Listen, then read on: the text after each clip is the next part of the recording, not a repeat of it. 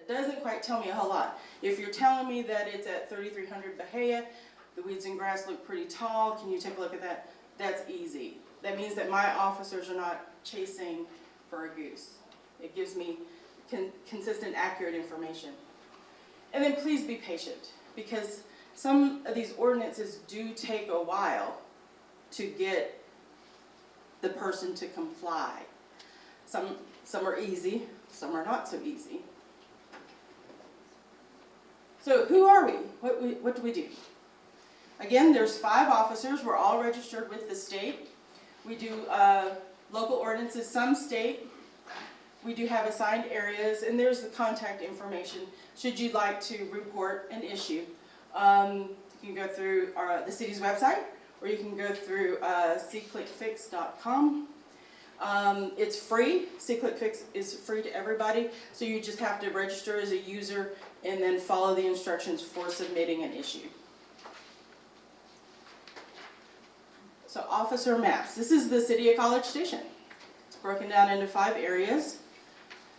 This is one of my newest officers. Her name is Renee Lewis. She has everything east of the bypass and south of Graham.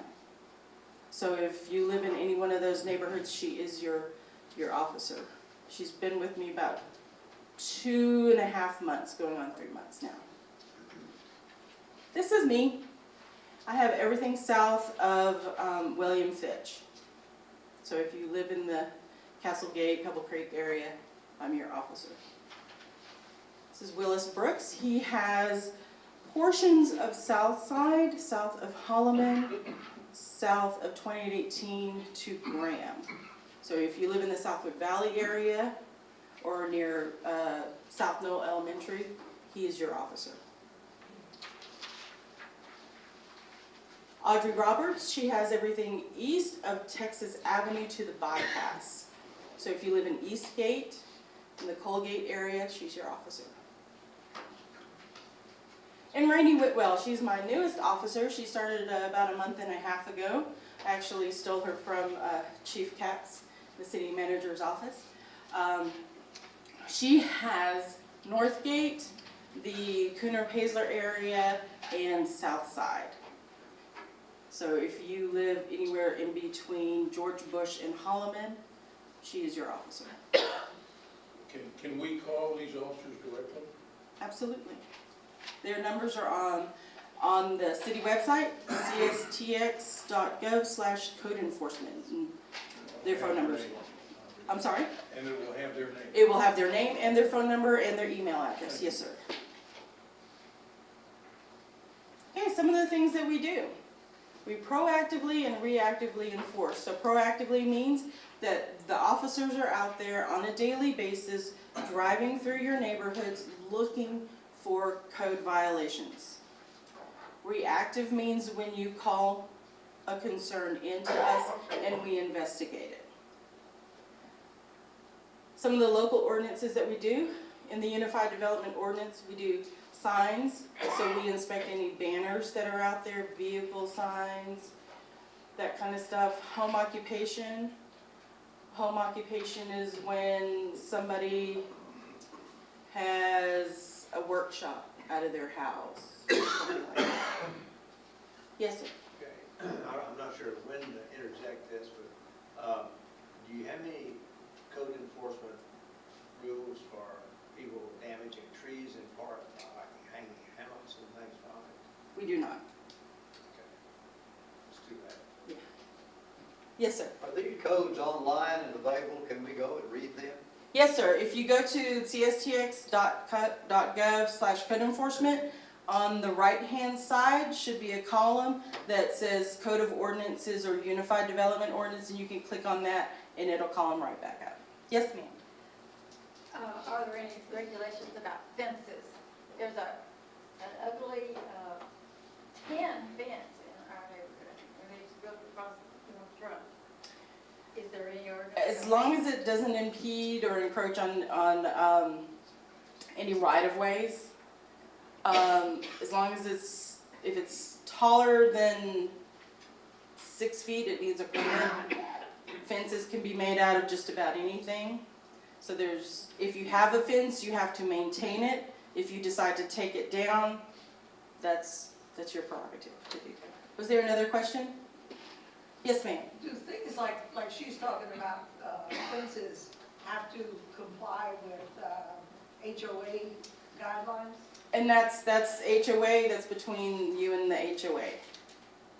So if you all have something in your restrictions that say that they should be made out of a certain material, then that's what you have to abide by. So we don't have one that specifies that, but in some cases, your HOA might determine the type of materials that you use. How is it enforced if code violations don't apply?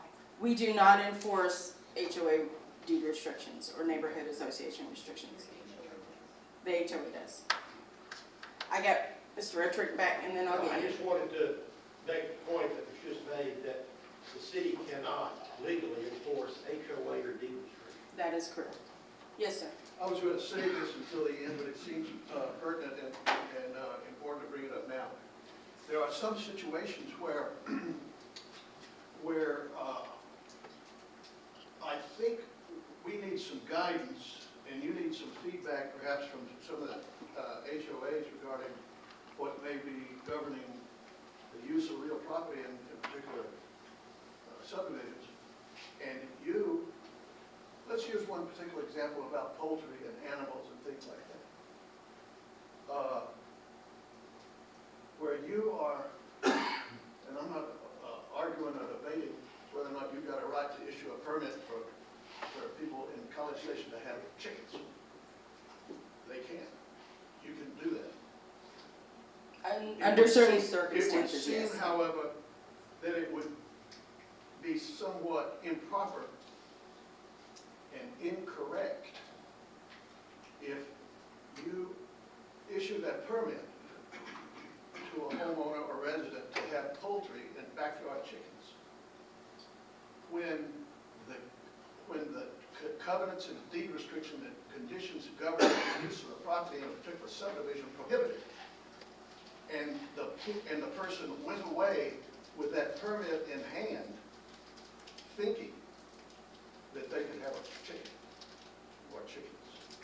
Now, what I'm getting at is whether or not you can help us and whether we can help you to avoid a resident being misled and going away with really misinformation when they may not be aware that they cannot have that chicken if those conditions governing the use of property in their subdivision prohibit it. And they are getting themselves in real jeopardy and facing real harm if they get sued, for enforcing the deed restriction. It can cost them a boatload of money to defend themselves in court when that could be easily avoided with some sort of information on that permit or in the process of obtaining a permit that they say, well, here's your permit, but this does not mean you can have that chicken if you've got a homeowner association that prohibits it. No, I understand where you're coming from too, and again, I'm Jeff Kaplan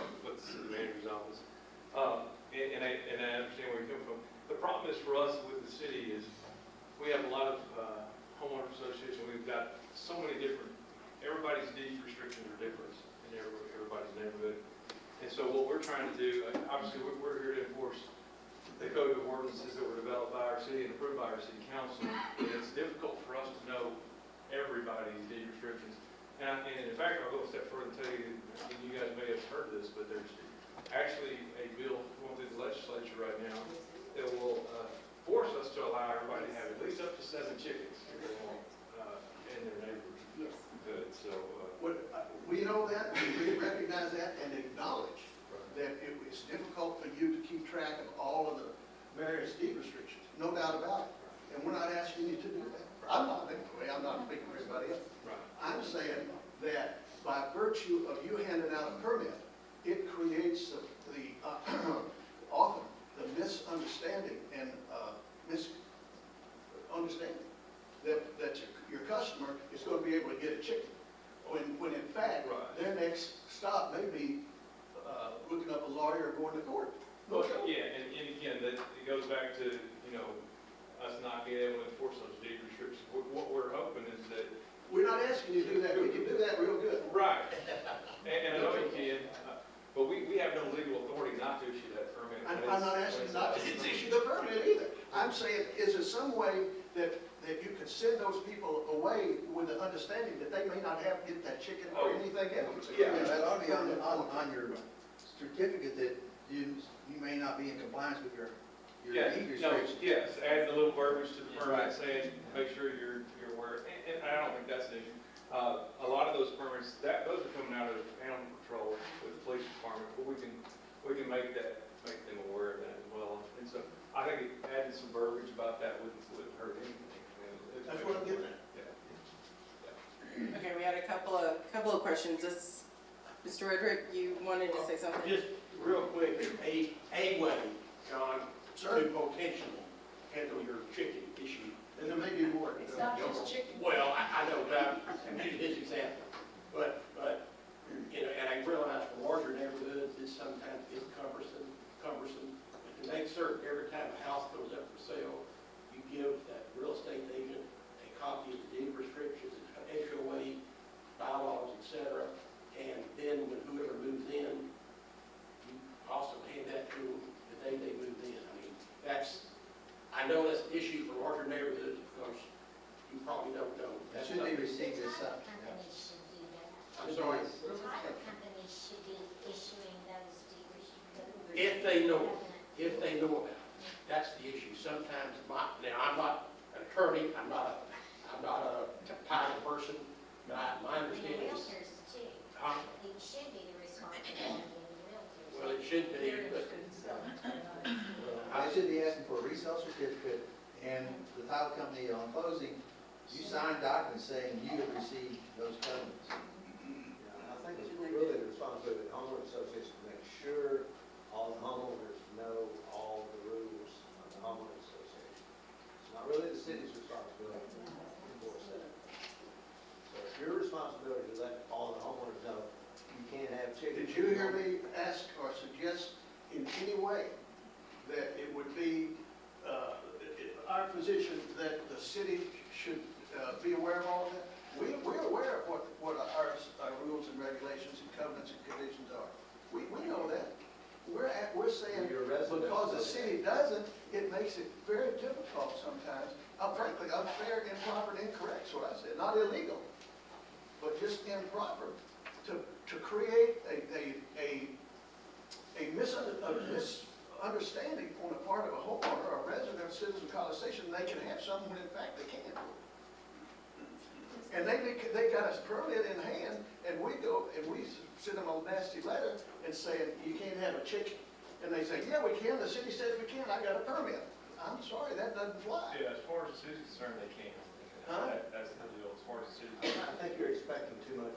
Well, and this situation is different because it does require a permit and there is an exchange of money involved. So it's a little more serious of an implication to get approval from the city, you know, where you're making this Yes, exchange. but I think you should make your homeowners Yeah. very aware of this so they won't go do that. I think Your there's a value responsibility, not the in city. that. And I think we can get with our animal control officers and look at that version. I haven't looked at that permit in a long time, I'm not sure if that will. But I'm hearing you say we can look at it and maybe, if it's not there, put some language in there to say, check with your HOA. Because the same point, it doesn't have to be chickens, the same point applies to a permit to build that doesn't comply with the HOA restrictions. Even when the HOA is registered with the city of College Station and you've been told that the property has been flagged for certain guidelines, I don't know what changed, but the people in the department changed, the understanding that they had changed, the computer system changed, the policies changed, and when we go back, there's nothing in the College Station city planning and zoning that has those restrictions listed. See, your restrictions or your ordinances can be our covenants and conditions and deed restrictions can be more restrictive than the code. True. They can be Correct. less Correct. restrictive. And therein lies the problem. Well,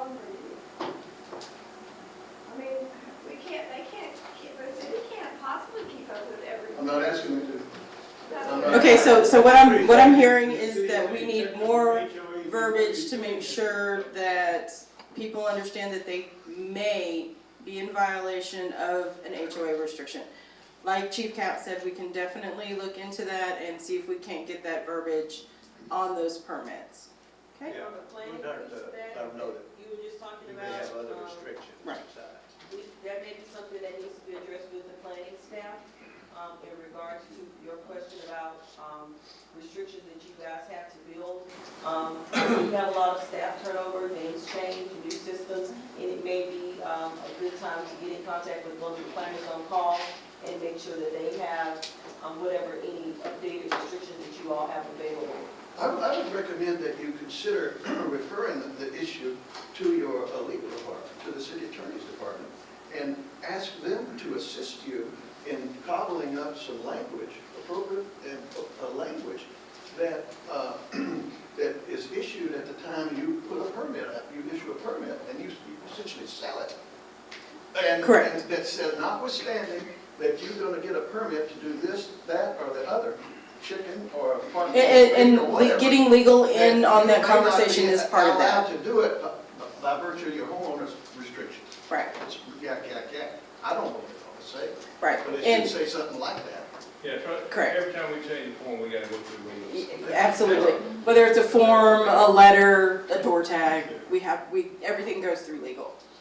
Any other questions on that subject? Okay. So, some of the other ordinances that we do, Chapter 4, which is business regulations, Chapter 7, which is health and safety, Chapter 10, which is traffic control, and Chapter 11, which is utilities. We also do International Property Maintenance Code. What that is, again, if you have a fence, you have to maintain the fence. If you choose to take it down, that's your right. If you are letting the paint on your house get a little worn, we can ask you to paint as well. And again, we do some state bylaws. Things we don't do, again, we don't enforce any HOA or neighborhood rules. We don't enforce outside the city limits. We do not go down private roads, alleys, or drives. So if you live in a gated community with a private road, we do not go into your gated community. We do not do building or construction codes. That is a completely different division in the planning and development department, and that's through the building official, Brian Binford. So he's in charge of any building or construction codes. And then civil matters. Sometimes issues are between neighbors. We do not handle any civil matters. A good example is my neighbor has a tree that's leaning on my roof. Can I cut the tree? Is it on your property? Yes. It's hanging over your property, then you need to, again, talk with your neighbor, let him know what you're gonna do. So again, we do proactive enforcement through our assigned areas. We do reactive. For citizen complaints and concerns, here's our contact information. And again, you can get onto SeeClickFix. SeeClickFix, we use SeeClickFix as kind of a clearinghouse or work order system for citizens. Basically, everything is funneled through the Code Enforcement Division. If you have a pothole on your street and you submit it through SeeClickFix, we're going to tell you that we've forwarded it to Public Works and give you their contact information. If there's something on TxDOT, we will tell you that it's TxDOT's, give you that information to call should you want to call them. Sometimes we get stuff that's on campus, we'll give you contact information for campus. So sometimes we don't respond in a timely manner because we're waiting on responses from other departments to update the case. Sir? Oh, I thought you had a question. No? To me? Yes. No. Oh, okay. Okay. And again, SeeClickFix is a free website. I Yes, ma'am. misunderstood. Back when you talked about the code enforcement, who we are. You don't enforce codes in, I mean, even city codes within a neighborhood, within an association? Yes, but if you're a gated community, where you have a gate leading into your community where you have to punch a code to get in, and it's a private road, we do not go into that gated community with the private road. A good example. Even if you get a call that says there's something, Correct, because it's a private road. but a private road that's not gated, Correct, same thing. same thing. Yes, ma'am, same thing. So if we have people in our neighborhood, in our HOA, that are people renting property, and they're parking on the grass alongside driveways, which is against code, right?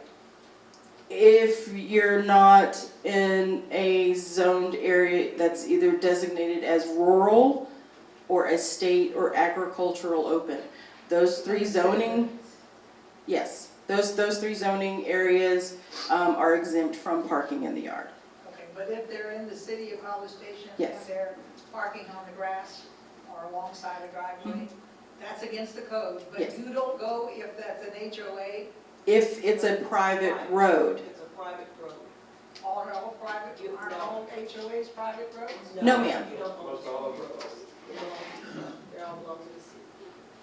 Correct. City street, you can call. Yes, and a good example is a city street has a green sign, a private road has a white sign. Our road has no signs, May I ask where you live? Regency South, right Regency. behind Walmart. Right behind Walmart? It's an old neighborhood. Yeah, that's not private, It's a city street. yeah. Like, for instance, does anybody here live in Pebble Creek? Okay, y'all went to Stonewater, which one is that? Stonewater. That's gated? Yeah. That's an example. Lakeside Village off of, what is it, Longmont, that's another one that's an example. Right, and There's one over here by Red Lobster. Right. Grand Oaks. Grand Oaks. That's another one that's gated. Everything in there, streetwise, is the responsibility of the HOA, not the city. So in your case, it is it's your neighborhood, your HOA handles all the deed restrictions, and the streets belong to the city, they're not private. so, if you do have somebody that's parking in the grass, give us a call. We'll look at it. Okay. So, here's kind of our process that we do. As always, when, let's say you call in the parking in the yard, we're gonna leave some kind of educational material. Even if it's weeds and grass, we're gonna leave some kind of educational material, whether it's a door tag or a flyer. If they decide after 7 days that they're still going to violate, then we start to become a little bit more aggressive by making phone calls and emails, sending emails and letters. So we're gonna call everybody that we can get a hold of and see if we can't get them to comply. As always, mowing or siding, those are our last resorts.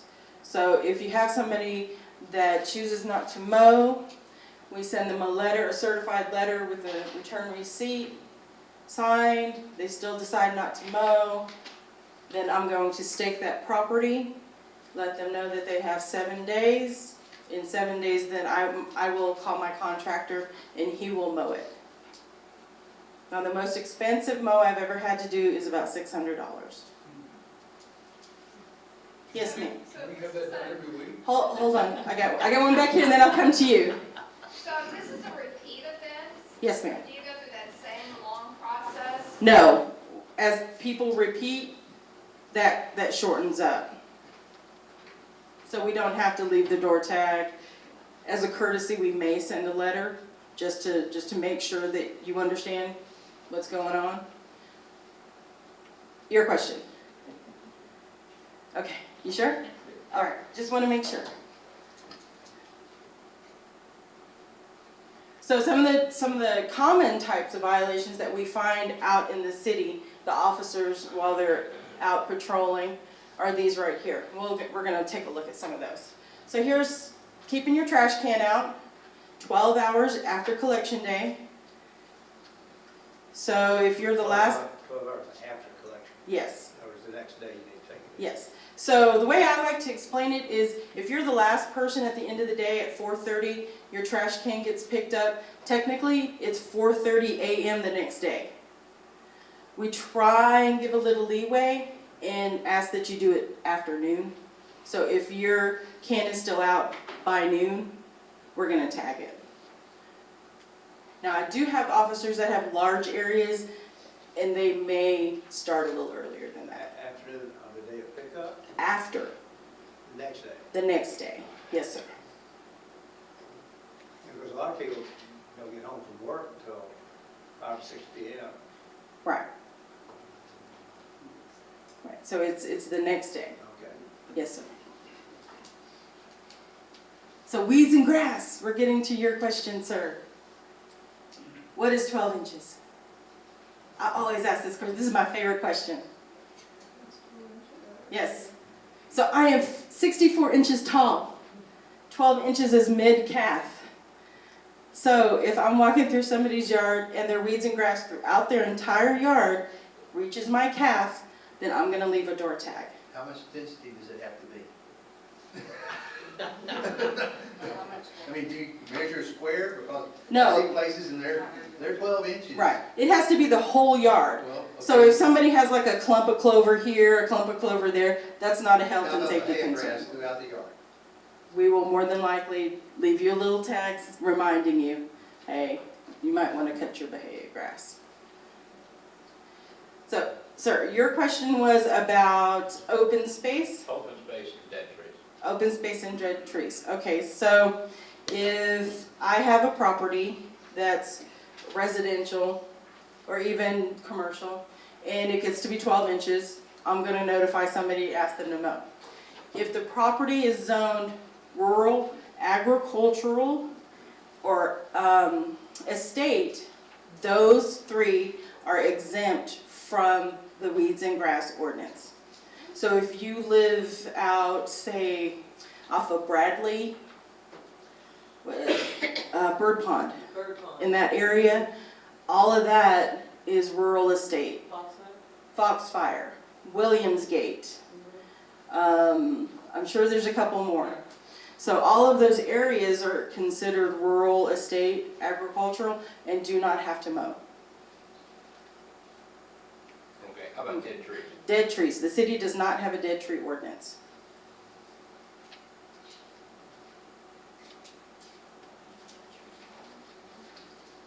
Any more questions on weeds and grass? Yes, ma'am. I have a question on the dead tree thing. What if the dead tree is hanging over a street and, it's just a matter of time before it falls? That would be a civil matter between that property owner and the other party. I mean, if it hangs over a street. Yeah, it doesn't matter, we don't have a dead tree ordinance, we cannot make that I would person. say if it's a safety hazard, we have our crews go out all the time. Is there electrical line? Yeah, if they're near electrical lines, that kind of stuff, right? Well, no, I mean, like the whole tree is gigantic and dead. And it's, it's just a matter of time before it falls in the street. Yeah, and people are continually monitoring that. I mean, if it looks like it's, going to cause some issues, then those are taken care of for local utilities and stuff. Okay. So this is a property that we left a door tag, notified. As you can see, the little white square, that's our notice to mow. That's what that's gonna look like. We're gonna either leave it on your door or leave it somewhere in the property for you to see, so you know, when I come back, I'm coming back with my mower. Not me personally, my contractor. What about this? Does that look like a code violation to y'all? No, it's not. The reason I put this slide in is to show you that the complaint we got was for the flower beds.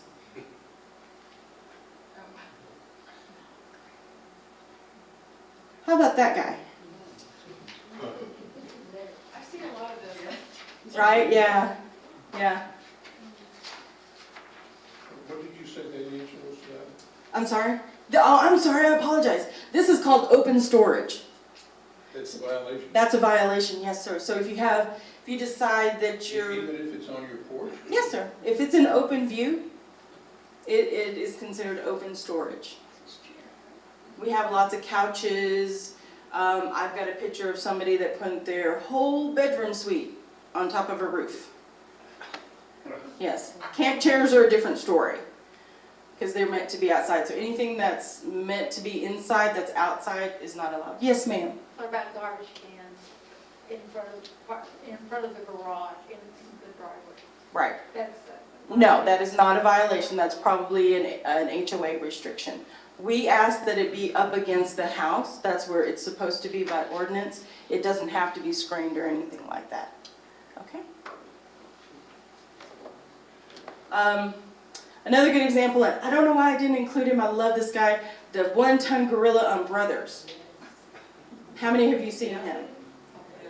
You guys have seen him? Isn't he great? I personally love him. It's decorated every day. Every holiday, they decorate this big giant gorilla with something, whether it's 4th of July or Halloween or Christmas. Easter Bunny recently. Easter Bunny, yeah, they'll put Easter Bunny ears on him. He's like a statue or what? Yeah, he literally, I'm not joking, go down Brothers. He's like in the 2000 block of Brothers, just past Southwood Elementary, going south. Yeah, in somebody's yard. He's literally a one-ton gorilla. He's great, I love him.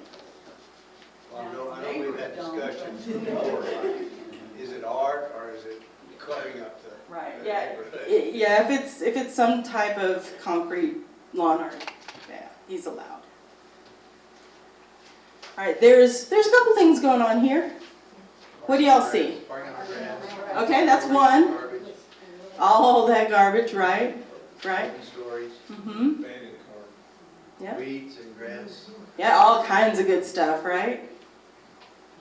So you know, it's an abandoned car, you can't see whether there's a license plate or not. I fuzzed that out. I was like, oh, I can't put that up. So I fuzzed it out. I know y'all might not be able to see this very well. There's some litter. There's some litter.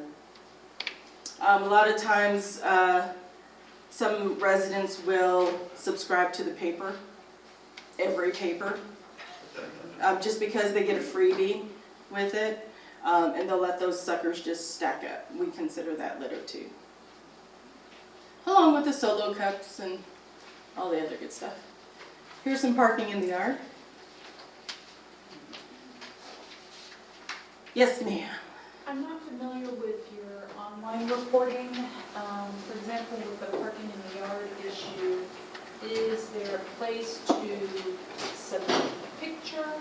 Because, I mean, they might be there in the morning, but by the time your officer drives around, they are not. So how is that kind of worked out? Right. There's several different ways. You can email the officer in charge of your area. You can email the general code enforcement, or you can log on to SeeClickFix. Right.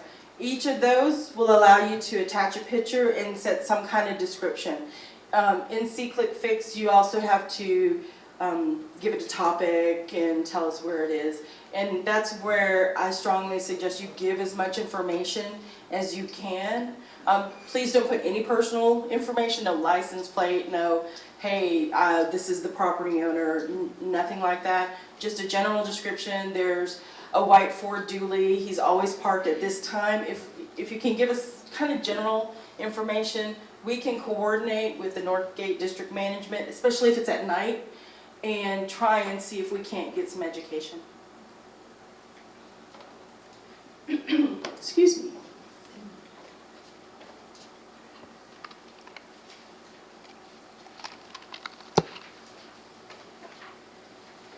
So rental registration, assuming most of y'all know about rental registration, correct? In 2009, the City of College Station City Council decided that we needed rental registration to ensure that we have a local point of contact in case we needed to get a hold of somebody, whether it was for an emergency situation or if that person's tenant continues to violate in some form or fashion. Sir, do you have a question? Just want to make sure. So what I'm going to show you here is what's called our code enforcement mobile mapping application. And what this shows you is pretty much part of Southwood Valley. Anything that's has a dark highlight around it, or has a bold highlight, I don't know how much you guys can see, that's rental property. Let me see if I can navigate over here. You say the ones that have the bold around them? That's fine, I don't need to zoom in. You say the ones that have the bold borders around them? The ones that have the bold borders, like that property, Wow. that property, these three properties here, ooh, get out of that. Those are not. These three are probably owner occupied, right here. Ooh, sorry. Can you identify those streets? Yes, ma'am, we have Normand, Blue Stem, Lodgepole, Adrian, and Jennifer. And then we have some of the cul-de-sacs there, Longleaf, Bermuda, Grandma, let's see, Coastal, Dallas. Just south of College Station Methodist. Julie, Sir. as part of the data elements, what are the kinds of information you collect when a property is registered as a rental? Absolutely. We ask for the property owner's name, their contact information, their home address, email. If they're more than 30 miles from City Hall, we ask that there's a local contact. And we have to have that local contact's name, email, address, and phone number. We also ask, how many tenants do you have? We do not ask any names, just the number. If we're having an issue with a piece of property, then we'll ask to view the lease to see who's on the lease and compare it to any evidence that we find. Yes, ma'am. What is the code in regards to the number of unrelated people that live in a home? No more than 4 unrelated persons in a single unit. Did I answer your question? Yeah, I think I was thinking about following up with a question about just what you just asked and the number of unrelated people. That does not become a piece of information that you have unless there's a complaint. Is that fair? Is that a fair understanding of what you do about this? Did you understand what I said? I think I do. So when we get a complaint, do we look to see if that property is registered? Yes. If it's not registered, then we start a rental registration case on that property, and we notify that property owner, hey, it appears that this property is rental property. Could you please register? Because it appears that it's not owner occupied. You wouldn't have a complaint, or that would not even, my understanding is that a complaint wouldn't even go to you unless there was some unusual activity or dynamics going on at the property, like 10 cars parked there and it appears 14 people live there. You see what I'm saying? Yes. Above and beyond the 4 that is permitted. Yes. Right? At which point you do what? At which point, okay, so we got 2 things going on here. First, let me address the rental registration, which is completely separate from more than 4 unrelated persons, okay? So they're 2 separate things. So let me address the rental registration first. So if we go out in the field, we find a property that's in violation, and we look up in our map or in our system and we find out that it's not registered, then we will have our staff assistants start that rental registration case. Also, what we did during this fall is we did a huge sweep of the city looking for those properties that had not been registered prior. Okay?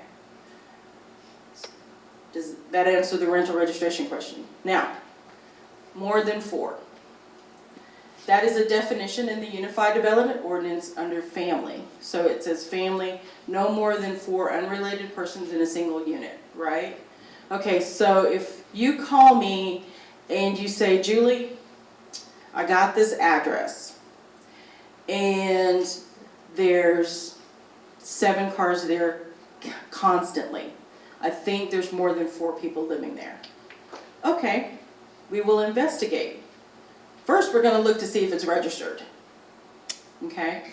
Then we're gonna ask to view the lease. And then we're gonna start to do other investigative process to see if we can't prove, according to our legal department, that there's more than 4 people living there. Okay? Let me share with you why I asked that question. Sure. What to talk about. And let's use the subdivision that I live in, Emerald Florence, where it's conditioned that there be single-family occupancy, second degree of consanguinity, grandmother, children, and grandchildren, for example. And when we suspect there is a violation of that single-family occupancy condition, we conduct our own investigation, including perhaps hire a private investigator to run plates and see if it was registered to all of the who registered those vehicles, and determine the best we can who's occupying that house. One of the things it occurred to me that we might want to do is get the information that you have as part of the data associated with the registered, the rental registration stuff, occupants. Okay? So I'm hearing that that might not be too helpful to our process of investigating because you don't have it until, I don't know why you have it. But, and I can answer a little bit. I remember when this came to council, there was a lot of concerns about us as a city gathering too much information, having too much or not enough, trying to figure out what everyone was. The council at that time, they were comfortable with us. And I remember the council chamber was full, and it was out the door, and everybody was weighing in on this. The decision was made, let's get the information, and primarily what they wanted it to be used for is emergency type situations. So if there's a fire or something, we have access to contact somebody that can let us in or whatever we need to get in if there's an emergency situation, health situation. And that's kind of where they landed at the time. Now, I think, the argument's always, could we get more information? Could we, I remember the big discussion was, do we require them to give us a copy of the lease at that time? And the decision wasn't made, no, not that. But no, what we do is when these guys are doing that investigation, we can subpoena that and we get a copy of the lease, and that's how when we start that.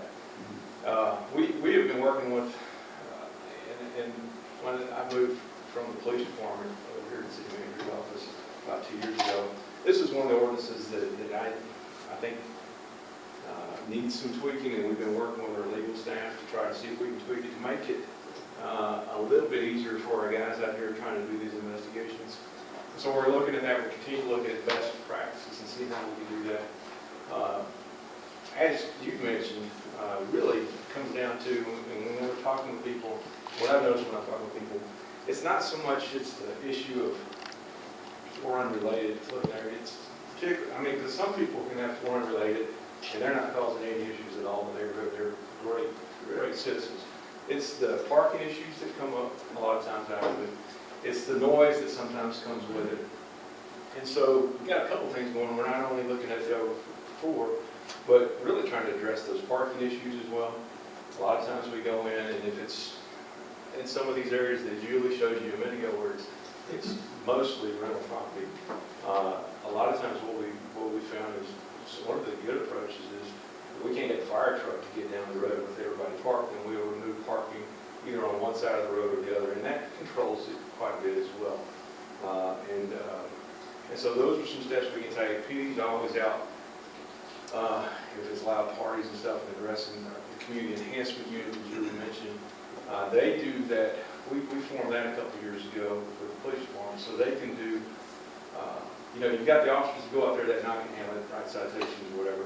But we want that community enhancement unit, because they're freed up, they're not answering calls every day, but they're following up on those things where it's a nuisance for the neighborhoods, and they're trying to work with those folks to try to get them to the point where they can be some good neighbors and stuff like that. So, but I know Julie will tell you, and I can see it on my end, we've got some work we want to do on this work. We're working through it with our legal department, and also looking at other cities and seeing, who's successful, who's not. I know every city that we've talked to are struggling with it right now, so we're trying to do what we can too. Well, my question was specific to the point of whether or not your information was contained in the registry, in the rental registry, identified the occupants. No, it does not. We ask how many, and that's it. Yeah, but we do have access through our municipal court, through subpoenas and stuff that we can't get that. Well, I'm confused if there are only 4 unrelated supposedly within a single complex or a single unit.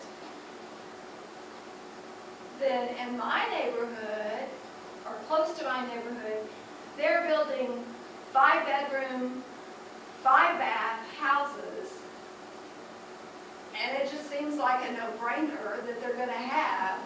So it seems like the houses and I understand the whole, but the houses are just being built to to violate the code, and it's. Well, I understand what you're saying. We're allowing them to build a 5-bedroom, 5-bath house, but we don't ever follow up and say, look, you've got 5 people here. That's against the ordinance. Yeah, and as I will say, we do some follow-up, but I know what you're saying, and I hear that argument as well. That if, the theory is if you're building a 5-bedroom, that you're probably going to have 5 people living in there. And each one of them had 2 trucks. Yeah. And the challenge is, that's you bring up another good point. We've got to be able to prove that they're living there. We get in a lot of situations where boyfriend and girlfriend stays there one night, don't stay there the next night. And so it's challenging. Well, so if they are in violation of the code, who receives the, is that the land, is that the owner of the property? Yeah. And how much is that fine? We can cite either the management company if they actively know that there's more than 4 there, or we can do, I've had property owners say, yeah, I've got 5 people there. I've had management companies say yes. Or we could do the property owner. And how much And is the that fine can go up to, I think it's $2,000 on that one. Yes, And it's up to the, it's up to the judge. Or if it's a jury case, they would set that fine anywhere from. Why would it change? What would be the situation that would make it higher or lower? You have to really check with the judge on that. Fines for, everything has the tendency to change based on circumstances. If we don't set the fines, our municipal court It just seems does. like it's in your face. In my neighborhood, it's in your face. There are 5 bedrooms, 5 baths. In the case of a HOA that has restrictions, are they able to approach you and get the information on tenants in the property? We can't really, we can't share. Because you're not helping, Yeah. but you're not helping the HOA do their job. Right. I think the information that we have needs to stay with the city for city use. Now, I think everything that we have is open records. It's called.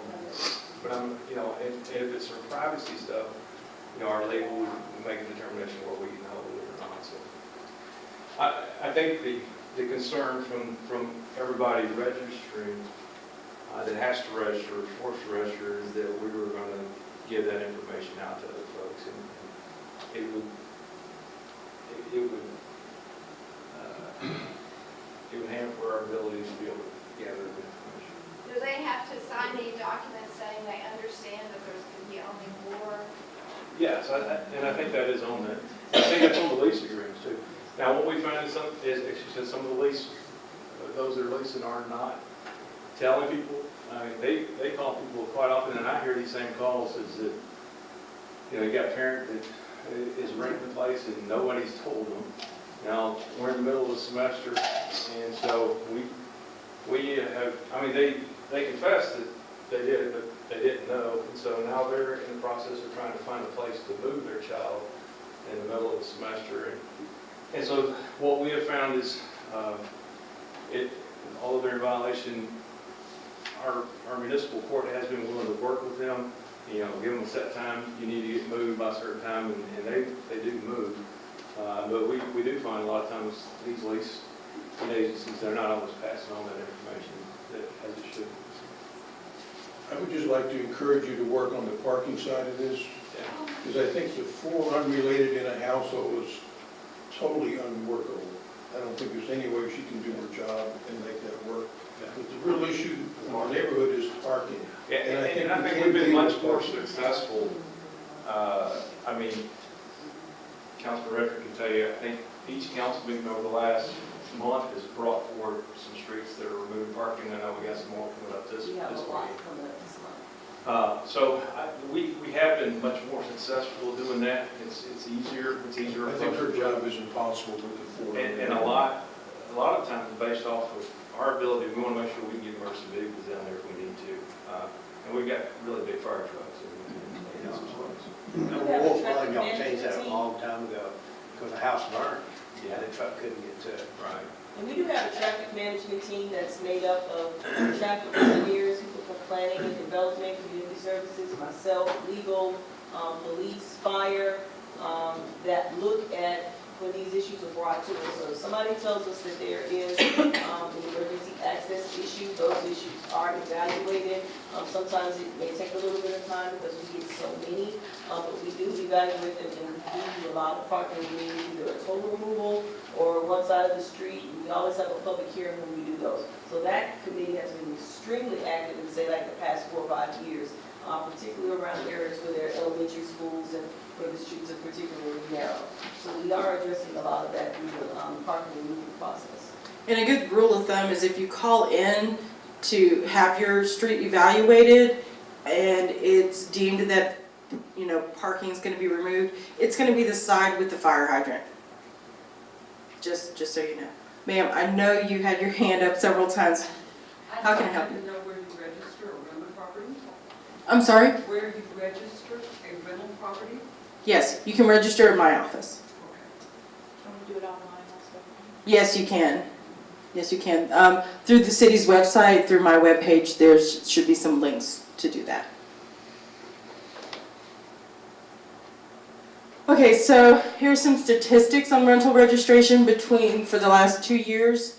So we've had almost 1,400 properties that were delinquent in their rental registration, meaning that they were registered at one time, their fee came due, and they decided not to pay the fee.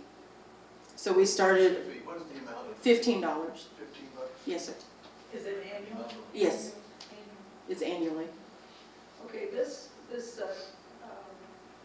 slide here that says rental registration at the bottom, and it has only city staff can access this information. Yes, ma'am, that was that map. Does that mean that the map you showed us is not available, so we can't look at our neighborhood? Correct, correct, because we can access certain personal information using this website that we do not actively give out. So there are no maps that show, for instance, our HOA and what properties are rental and which are owner? No.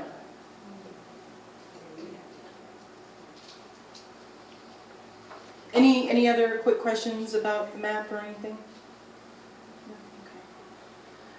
Okay, so we've almost had 2,600 that were not previously registered that we found that needs to be registered, that we have started a case on and asked them to register.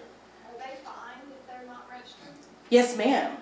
As you can see, within that 2-year time frame up there, we've done 16 summonses to court.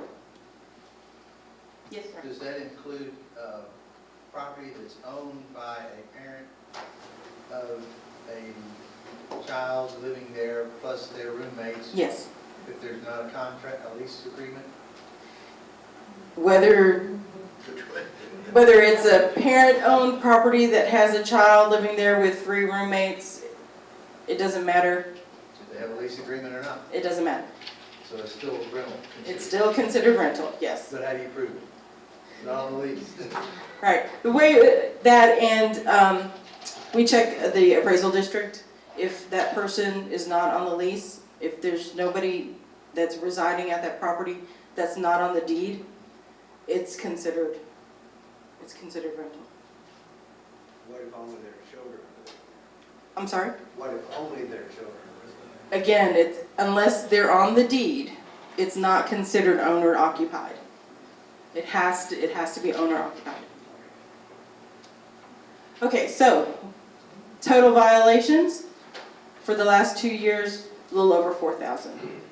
Now, the grand total of all the properties that are registered is almost 8,000. And this number changes because properties sell all the time. We get new people come in that don't know that they need to register, that we need to let know. Yes, sir? I'm sorry, would you say again what you said about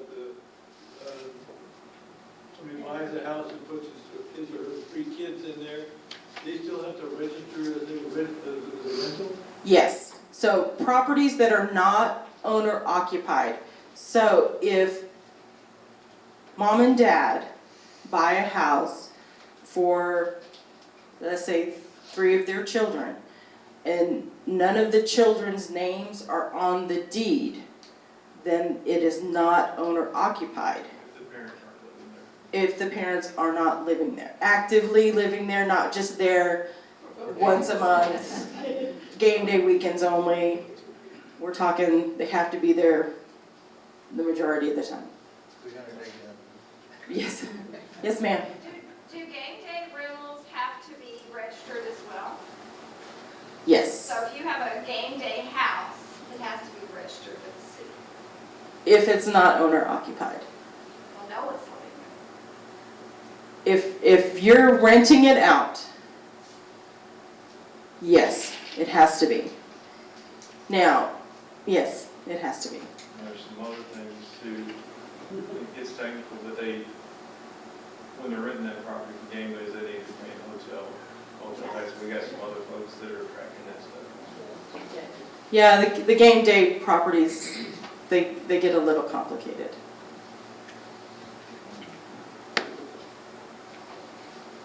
Can I ask a question? Yes, ma'am. I'm sorry to No, on it's- that one, because I saw you hesitate. So what about the game day where it's their side apartment, like a garage apartment? Do you see what Like I'm a saying? So B&B? it's- Well, it's not a B&B, it's owner occupied, and they just have their, on VRBO, they've got like a little, studio in the We're not garage. requiring, in my understanding, we're not requiring them to register, but they do have to pay the taxes. Right. So would that be the B&B, or B&B is still another category? Similar. Yeah, it's Okay. similar, it's Okay. similar. Because That's with, fine, okay. yeah, with B&Bs, you have to be there Right, on right, property. So right. that would kind of be the same thing. They Yeah. still have to be, Even though it's not technically a B, right? right, yes. They still have to pay that hotel Absolutely. occupancy tax. Okay, so some statistics on those code violations that we talked about earlier. So over the last 2 years, we've had 6,000 cans that were left out. Almost 1,800 weeds and grass cases. And then it drops to open storage accumulation and then parking in the yard. Now, the cans out, was anybody fined on that? No, I don't, Violation, you'll take. just violations, yeah. Citation. I think there's been a couple of instances where we've gotten to that point to where it's like, okay, look, if you're out again next week, this is what's gonna Let's see happen. some examples of that. I'm sorry? say, we've seen some examples. Yes. I think a lot of times it's the renters that have been out of town or something. Sometimes that happens, yes, yeah. Sometimes we just get that resident that's pretty obstinate. Really? No. Julie, tell me what accumulation means, please. Do you remember that slide with the minivan that had all those bags? That's accumulation, yeah. Yes, sir. Julie, is solicitation within your purview? Do you have anything to do with enforcing or in issuing permits for solicitors? No, that's in the police department. Police PD does that? Yes, sir. And they're doing that right now. And we went back and revisited that a few years ago too, and we updated that on who can be out there. And there's always a few First Amendment rights and we went through, we protect all that stuff. But we've got that updated. I think it's working pretty good. We actually got them where they actually have to wear certain badges and things like that. It's always been a huge problem, especially at the turnover. Well, when you were on the PD, it was a big issue for that. And there was a misunderstanding in the neighborhoods that an HOA can have a policy prohibiting solicitation. That's not a land use issue. Right. We can only have a condition of that governs the land use. Correct. And so we got to defer to what the policy is for the city, the ordinance, which is you solicit if you get a permit. Yeah, and there's a couple of exceptions that we wrote into that. It's more or less for some charity stuff, where there's churches and things like that. There's a couple things, Boys and Girl Scouts, but it's certain time frames, even though that they can do it, not after dark or anything like that. And so we tightened it up pretty good. Probably, I want to say 2-3 years ago, we tightened it up. It's much better than it was. It was really broad. But I can tell you, how many people we've arrested this year for soliciting. That we had to arrest for soliciting without permit. Because they used to come in van loads and. Well, all we can do at the neighborhood level is advise our neighbors that, report it to the cops if they don't have the permit. Yeah, please contact us. And or otherwise put a sign on your front door that says if you haven't called, you're a trespass. Yeah. Get them for that. That's what I put on mine.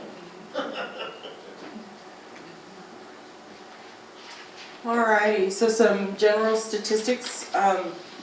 We have about 90% compliance within 30 days or less. 90% is proactive. So when I ran the report, I was so pleased with that. 90% voluntary compliance and 95% investigated within 2 business days. That might be a little off because if you take into consideration C-Click Fix, some of the things that come through C-Click Fix, like those potholes, stop signs missing, street lights out, take a little bit longer to come back to us. But for the most part, for code enforcement, we really do try and get to investigate any issue that you call in within 2 business days. Yes, sir? What typically are the parking citations? We got facing traffic. Facing the wrong way. Yes, facing the wrong way. It's called facing traffic. Fire hydrants, parking too close to a fire hydrant, parking too close to a stop sign. Handicaps have been our big thing here lately. Yes. Yeah. One of the issues is that we're finding is that a lot of businesses don't have proper signage. Right. That inhibits your sighting. It really does. So if you don't have that sign posted on a pole, and if you don't have that universal symbol painted on that spot, then they can park there. Yeah. So over the last couple of years, we did 11 city code citations, which is my coming to you saying, sir, you still have not permitted your banner. I'm going to have to issue you a citation for this. Summons request, 31 summons requests. Out of that 31 was some of those rental registration as well. And again, it could be anything from, we had a hostile resident who didn't want to bring in their recliner. And then the parking citations that we discussed, abated violations. What do I mean when I say that I've abated a violation? You dismissed it or something, or what? They corrected it, they corrected the problem. I corrected the problem. I called my mower, I had the property mowed, or if there's tires out, I picked up the tires. I cured the problem, yes, sir, yes. And we did 57 of those in the last 2 years. But may have cost the homeowners. Yes, so if I have to mow a piece of property, like I said earlier, the highest one I've ever done is $600. It's whatever the mower charges me, plus $120. So paying the kid down the street $20 is probably gonna cost you a minimum of $200. All right, yes, sir. This is a problem that I think the city should be able to solve. There are vacant lots. People accumulate litter, trash, lawn clippings, whatever. The sanitation department will not pick it up because there's no, okay? That's crazy. Why can't we solve that? We really try to. We try to get a hold of that property owner first, and if we can't, then we just go ahead and ask sanitation to just go ahead and pick it up. It'll be there for 2 or 3 months sometimes, so you guys not going through the neighborhood and noting stuff if that's going on. And I report it and I get an excuse, well, we can't pick it up because it's not, it's vacant property. That's crazy. Are you calling sanitation or are you calling me? Because that's the answer sanitation will give you. I don't know, I'm calling the city of College Station. Yeah, if you call sanitation on a vacant piece of property that has stuff on it that somebody just randomly dumped a Chili Fest couch, they're done with Chili Fest, so they're gonna just dump the couch on this empty lot because it's right there. No, sanitation is not gonna pick it up because they're not paying for the service. So we have to come along, we have to let that property owner know, this happened to your property, can you please help us and clean it up? And if they don't, then we, code enforcement, will do Sometimes the it. property owner's just cleaning their lot, they put their lawn clipping or their branches or whatever out there, and it stays for weeks. Right, Right? call me, what I'm saying is call me. What I'm saying is I understand that frustration, call me, let me know, And you'll work on it? and I will work on You said that. it, yes, ma'am. On that last slide where you had, I think, 11 citations and then I forget how many. Summonses, 31 summonses.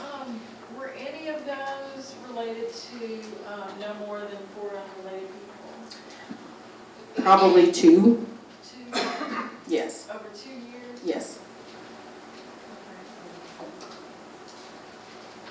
Oh, I'm sorry, thank you. That's okay. Thank you. Yes, Is there ma'am. any way we can go back to that last slide? Yeah. On the 14,800 cases, does that number include those that you get reported in but in reality are not your responsibility? Or are those 14,800 really 100% code enforcement? It's all code enforcement. Yeah, if it's somebody else, we'll give it to that department. Okay. Do you know offhand on the abated violations? Because I know this you just did for the presentation, you're not going to give us everything, but I'm just curious offhand what percentages of unrecovered costs, meaning you paid $600 to mow that lot, but at the end of the year, how much really does the city kind of on average end up out of pocket? That's a good question. I can kind of answer it. I mean, you can say it's horrible, or you do, you know, we do a pretty good job of being able to get these people paid. I'm just wondering. Right. how successful that is. Once we're billed by the contractor, I send it to accounting. After that, I honestly, I don't know. I can tell you that in my 18 years, I've had 2 people pay their liens on property that I've cleaned up. So, yeah. I'm sorry, I have 2 more questions. No, that's all good. Actually, one more, I think. Is there any way, clearly you have a program where you run your reports, if city council or P&Z were to ask for a citizen, is there any way to also summarize that by neighborhood? For example, you know, somebody says, I live in Eastgate and I think X, Y, Z. Would you be able to say, well, in the past year, here's all the calls I got for Eastgate? Yes, I had 500, or I only had 20. I can ask the IT department if there's a way to do that, because yes, you do have a tracking system that it's by address. So I can ask them if there was a report that I could run that says, okay, I need to know in this area, What are statistics? what are the statistics? Yeah. Yeah. I don't have that information Right, okay. right now, but yeah, I can definitely ask IT. Because yes, that is one of the questions that P&Z had asked a couple of weeks ago. So I'm working on that right now. Hopefully I'll have it for you then. Yes, sir. Trailers parked on the street, what is the, Okay, so with trailers, we got a couple of things going here. So let me start with that specifically. Trailers in the street, we ask that they be removed from the street. There's no 72 hours in any 30-day period or anything like that. is this through the police department or do we call? You can call me. Now, if they move it off the street and onto the property, we're okay with that. Okay?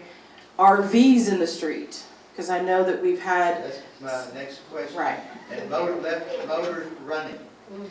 Now, if that's a noise 24 issue, Well, yeah. then that would be a police department question. Supposedly their noise is not that bad, but the people that live there, and it's outside their bedroom window, it's running 24 hours a day, and they're, you got what, 2 or 3 days they can leave it there running? 3 days, 72 hours. Yeah. That's going to be a police They're department. running a generator. That's, I will say, and Julie can chime in too, because Julie's, who she reports to is Debbie Eller. Debbie and I and Julie have been working on that ordinance too. It's another one. We've got a whole list that we're working with legal and otherwise. That's been a challenging one through the years. It's difficult for these guys to enforce, and so we need to assure that one up as well. And it is on that list of ordinances. And eventually they will all come through the city council for them to approve, but we're working through that process, trying to bring the lunch at the center. Yes, sir.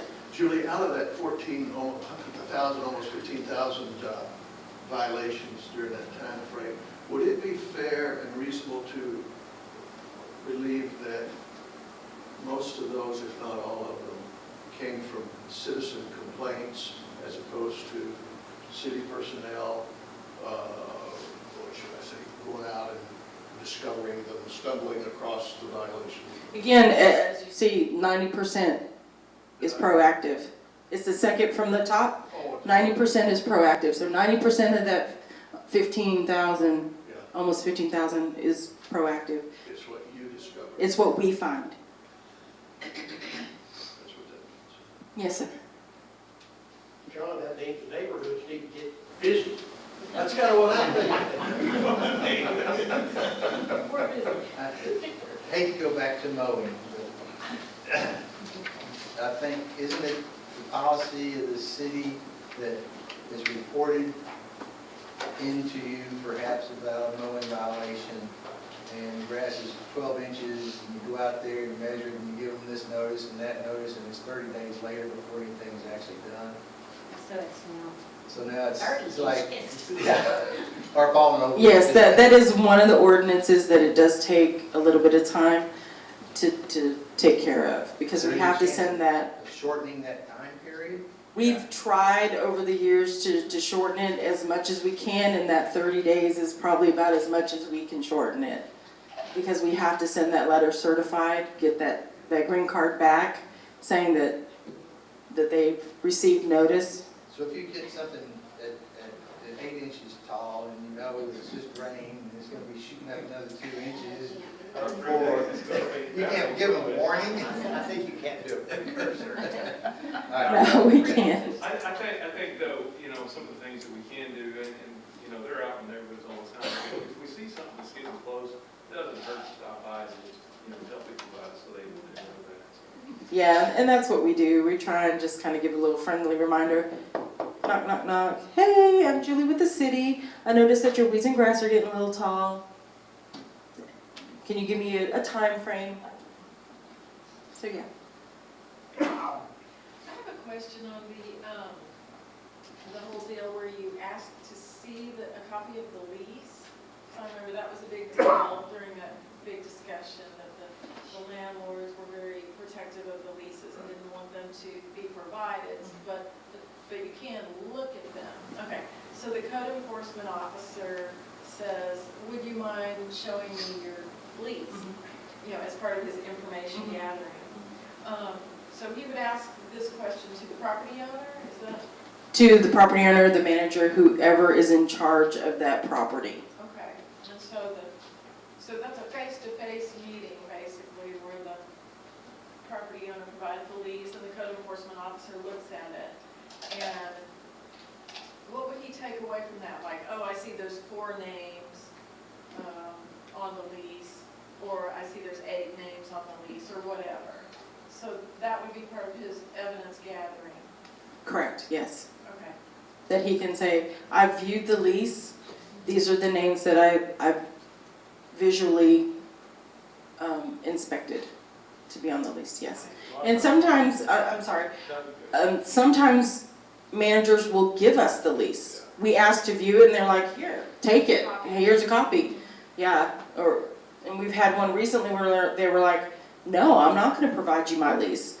I'm sorry, but the ordinance does say that I can view it. Look at it. Yes. And are you looking for actual names? Is that what they're trying to protect from? Like, honestly, I don't know what they're trying to protect. All I know is I need to look, see what names are there, note them, and then take them back and use that with my other evidence that I gather. Through that conversation years ago, I mean, that was what we were hearing from the Apartment Management Association. There's some various rules that they're required to keep that information private, and so that was the biggest concern about it. For court purposes, a lot of times our prosecutors are going to want a copy of it, of course, so we can do that through subpoenas and other things and get copies of it if we need to for court purposes and stuff. But it's got to be signed off by a judge.